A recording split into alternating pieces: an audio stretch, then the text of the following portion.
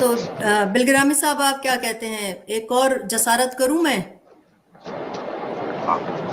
اگر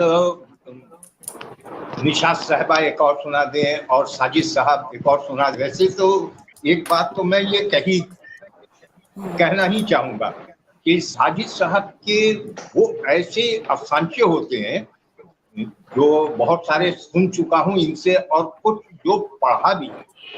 وہ افسانچے بھی ایسے خطرناک جس کو پڑھ کر میں خود ڈر جاتا ہوں.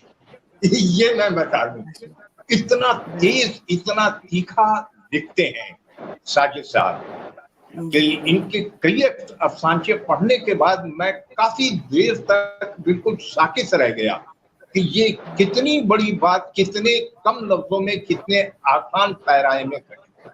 تو میں یہی چاہوں گا کہ ساجد صاحب بھی ایک آنکھ سنا دیں اور نشاط صاحبہ بھی. اتنی دیر میں دیگر لوگوں کو بھی وہ کر رہا ہوں مسلسل کال. ٹھیک ہے، اگر ساجد صاحب آپ ہمیں ایک اور سنا دیں. سنائیں ساجد صاحب، سنائیں. جی ساجد صاحب سنائیں. ساجد صاحب کے افسانچے سن کے مزہ آ رہا ہے. جی ہاں، بہت.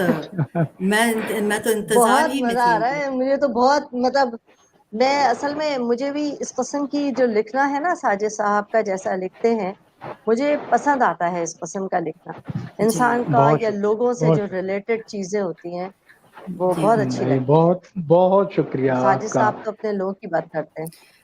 میں صاحب ایک بات یہ کہنا چاہوں گی، جیسے مجھے لگتا ہے کہ آپ لوگ بتائیے کہ جو افسانچے ہیں یہ جو ہمارے مسائل ہوتے ہیں، معاشرتی مسائل، ان کی بالکل بھرپور عکاسی کر دیتے ہیں چند لفظوں میں.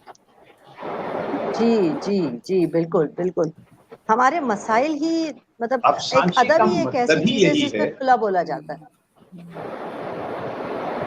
جی ساجد صاحب. جی حنا صاحبہ نے جو افسانچہ سنایا اسی کے پیرائیے میں ایک اور چھوٹا سا افسانچہ ہے. ہم دراصل ایک دوسرے کے استاد یا ایک دوسرے کے شاگرد نہیں ہوتے، ہم زندگی کے مکتب کے شاگرد ہوتے ہیں.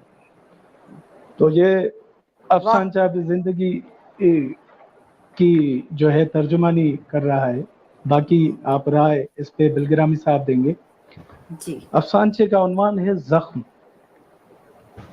وقت رخصت ماں بولی، وقت رخصت ماں بولی، سسرال میں کوئی دکھ ملے تو رونا نہیں، آنگن میں ایک پھول لگا لینا.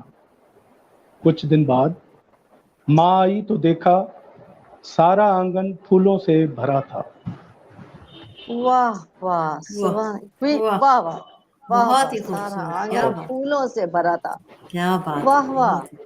سبحان اللہ. کیا بات کی ہے بھائی ساجد، آپ نے تو لاجواب کر بہت دیا. شکریہ. بہت سارا آنگن پھولوں زخم. سے بھرا تھا. زخم زخم ہے.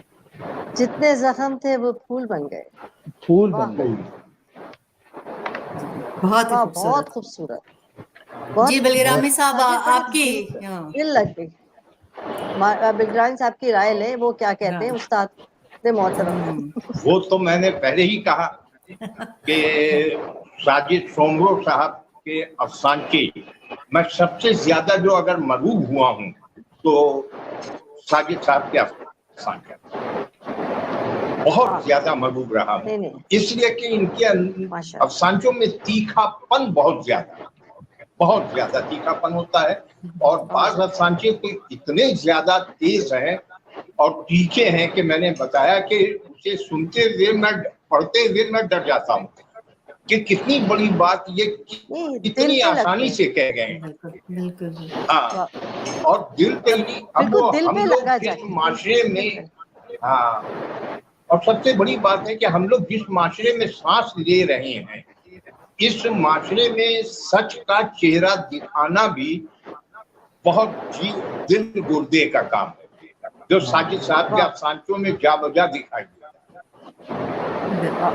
اور یہی بات ان کے بھی افسانچوں میں، نشاط صاحبہ کے بھی افسانچوں میں